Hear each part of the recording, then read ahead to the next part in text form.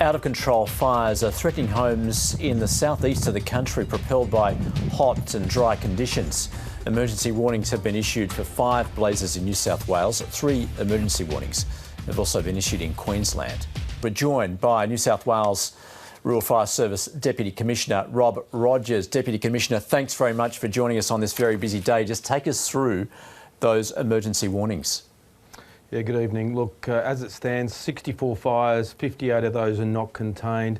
5 fires of real problem. 3 of those are in the Tenterfield area. The most serious one has gone through the southern part of Tenterfield town itself.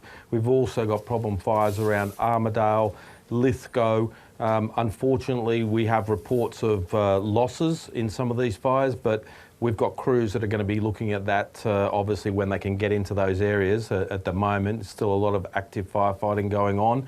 And I think the other risk is tonight about 10 o'clock that those areas in Tenterfield will suffer that wind change, and that will potentially cause another elevation of fire risk again. So no easing of the wind then? That's obviously going to cause a problem as the night goes on.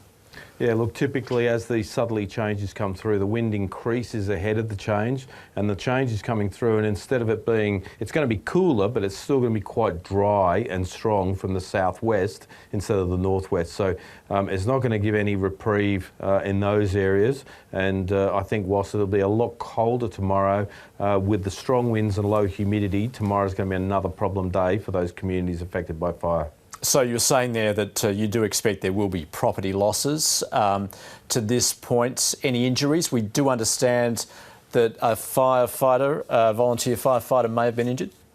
Yeah, that's correct. Look, an RFS firefighter has received burns and is currently being treated by ambulance and potentially being relocated to hospital for treatment for burns, and obviously we'll be monitoring his condition fairly closely. There is other reports of other civilians that potentially have been affected by the fire with smoke or burns, so obviously, and we'll be trying to keep across that, and the focus still at the moment for us is still very much on firefighting, because there's still a lot of property at threat as we speak. So what is your advice to communities in the path of these fires? What evacuation plans do you have in place? Well, very much. Most of the communities that have now been affected, it's very much changed to a shelter in place as the fire approaches, because these communities have been under threat most of the afternoon. Obviously, there's a lot of fire trucks in the areas that are being affected. The best thing people can do is obviously stay watching TV, listening to radio, make sure they can receive the warning messages, but talk to firefighters if they're unsure of what to do. There'll be firefighters around them, so ask firefighters what they should do if they're unsure. I have heard that you regard this as one of the worst fire days on record. So do you feel as though you have sufficient resources deployed to cope at the moment? Yeah, I think the context is not necessarily the worst fire day on record for a fire season, but I think for this time of year, so for September, and we're in early September, and we're having extreme fire danger, and I think that's unprecedented at this time of year in the state. Certainly we've had, obviously, worse fire days if we were in the middle of summer, but we're only just into spring, and I think that's the important thing to keep into context. And look, as far as resources are concerned, we've got a lot of resources, multi-agency, aircraft.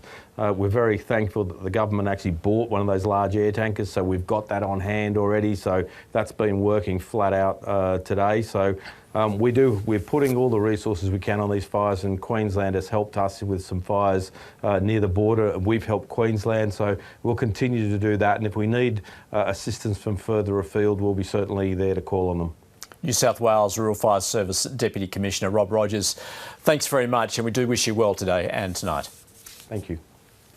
So that's the situation in New South Wales. Let's turn to Queensland, and more than 50 bushfires are burning across the state in what's been a day of high temperatures and extreme conditions. A fire burning at Saraba in the Gold Coast hinterland has reached emergency level, and authorities have just issued a second emergency warning for Stanthorpe. People in the area are advised they're in imminent danger and need to seek shelter now to survive. Well, for the latest, Tom Forbes joins us from Canungra Rural Fire Headquarters. Tom, thanks for joining us. Let's get the very latest update where you are. Yes, good evening, Andrew. What I can say is this situation is fluid as I'm speaking to you right now. I can tell you that this fire at Sarabah in the Gold Coast hinterland has been threatening properties for more than 3 days, and this afternoon it claimed its first one. That was on Tabletop Road, about 25 minutes from where I'm talking to you now. It was on an isolated road in a rugged terrain. Fire authorities, despite all their best efforts to protect all these properties, could not save that one. I can also tell you that 3 people and a pet dog have been winched to safety from the fireground this afternoon as well. Obviously the situation got too dire for those people. Also nearby at Binnaburra, a popular retreat has also been evacuated this afternoon. People told to leave that area as well. As we go to air tonight, the conditions aren't looking too good. Apparently it's going to get worse before it gets better. Fire authorities have been working throughout the day and they'll be doing the same tonight as well. So, Tom, where you are, now just south of Canungra, in fact, the police declared an emergency situation, telling people there they had to leave the area. So, and this, of course, has been exacerbated by some high temperatures and strong winds. That's right, Andrew. We've been in and around the area all day today. We started at the showgrounds, actually, where more than a dozen families had relocated themselves, their property and their pets. They just deemed that it was too dangerous to be at their homes at this time. We also visited some other property owners who were doing their best to try and protect their homes by digging trenches around their properties, clearing fire breaks, putting sprinklers on their roofs, doing everything they could. And then this afternoon there was a leave order given to a number of streets and we saw people loading their cars up and driving out just to get out of the area.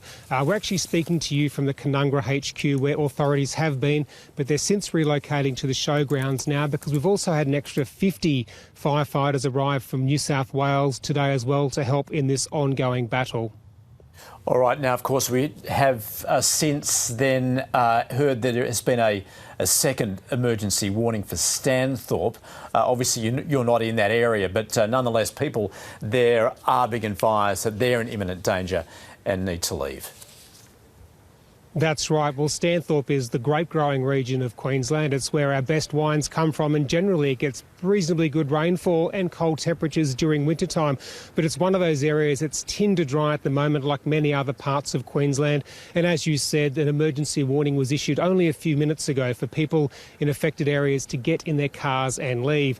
Now, obviously the situation is evolving up there as well, but it's become a common theme here in Queensland in the last few days that nobody can rest because these fires are plenty and moving. And Tom, just briefly, what is the weather outlook just as far as those the winds and the temperatures are concerned? Well, touch wood, the conditions will hopefully ease tomorrow. Generally when the sun drops, the wind drops, but that's not the situation here at the moment. The wind is still quite strong and squally in the hinterland here, so authorities say a change. Well, nothing is expected to ease until at least after midnight tonight. Tom, thanks very much. Our reporter Tom Forbes on the ground there in Queensland.